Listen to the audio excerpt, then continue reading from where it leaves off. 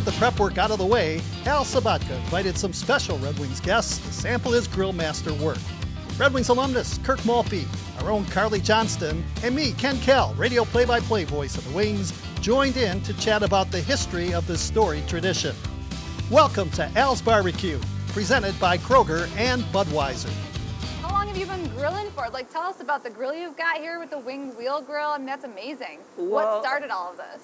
It started about 30 years ago. We started real small. I think the first one we did, we started with some venison burger in like 90, and Proby was there, and Chason, and we started small and feeding them some burgers, and then Dino's dad came along, Victor, and we started doing add a little sausage to it, and burgers, and this, and it just expanded from there, and that's where it started. I had this grill built with a buddy of mine about 5 years ago, and it's my traveling barbecue grill, and do them all over the city. Kirk, I know you've been to a few of these. Yes. Do you have a favorite memory? Well, yeah, just kind of reminiscing. We had so many. We averaged probably, tried to have one a month if we could, and definitely one before the playoffs. It was kind of a thing we did every year. We tried to at least have one before the playoffs started. Before each round.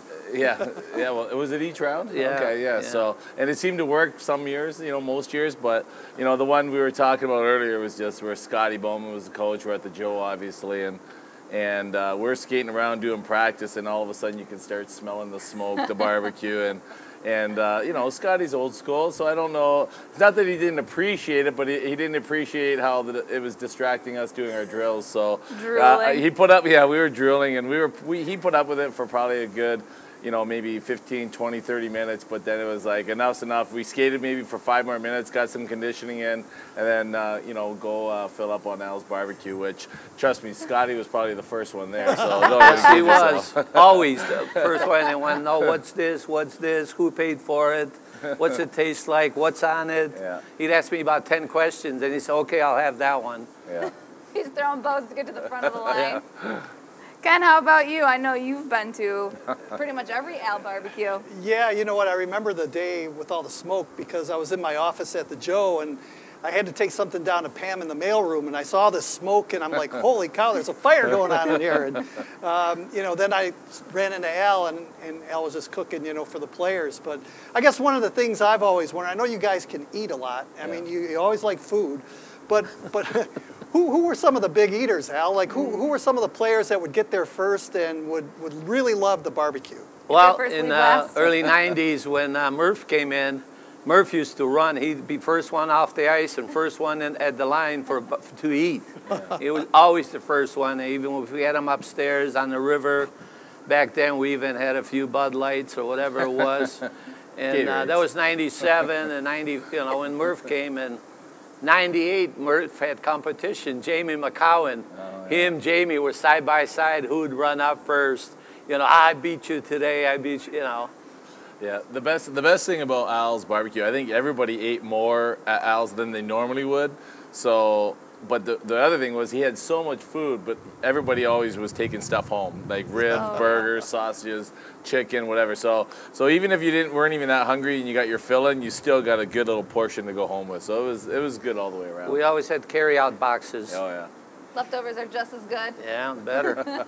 Especially some of the guys that were single and living in, apartments or whatever, they didn't cook, so that was always good to take home. And nutritionists always approved of it. So, and then we always try to do it a couple game days before game time. So sometimes it didn't happen, but I remember 97, Vernon wanted a pig roast. Remember we had that pig? Yeah. Oh, man. We grilled a pig there and cut them all up, and that went over big. Yeah.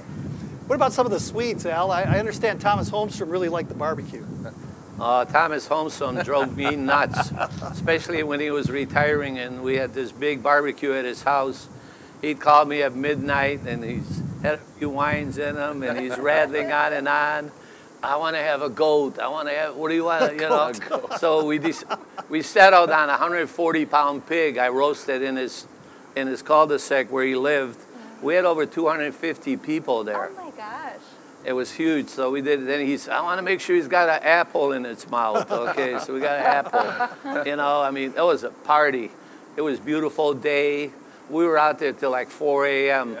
Now, are you walking back to your chair with a bending paper plate? Yeah, a little bit, but I mean, but you're not the only one. Everyone's Right. the same. I mean, you know, everyone's plate is overflowing. You know, when they get up, someone gets up, there's sauce all over the table. There's, you know, rib bones lying around. So it's a barbecue. It's fun, and the best thing about the barbecue, I was gonna say earlier, was like, especially at the Joe where we ate down in the lobby there at the Zamboni entrance. Sometimes, like all the office people would come down, and you know, whether it was from the mail or like ticket seagulls. sales. Yeah. So, but it was great. Like, and that's how we got to, you know, you got to know a lot of the people that were behind the scenes and worked there. So it was good. It wasn't just the players sat here and they sat here and there and there. It was just everyone was kind of together enjoying a great barbecue, and it didn't matter if it was before the playoffs or it was November. So it was a lot of fun. November, December, 0 outside. Didn't matter. Remember that one we did? It was a funny one. It was raining so hard outside I couldn't cook outside.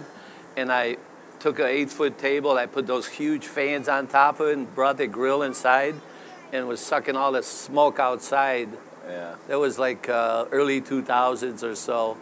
It was raining so hard. There was nowhere to do the barbecue. We planned it. And it was just pouring down. Yeah. So I put these big fans on, and the grill was, and the 2 fans were sucking all the smoke outside. I'll tell you, back in the day at the Joe, between Al's barbecues and the pizza and a few of the beers, I mean, we did a lot of winning, so I can't complain. And we can't either. But with that, thank you guys so much for joining. We're going to eat. I really appreciate you guys all coming for Al's Barbecue presented by Kroger and Budweiser. Enjoy the food. I know I'm about to. Yeah, me too. I'm about to also. It's dinner time.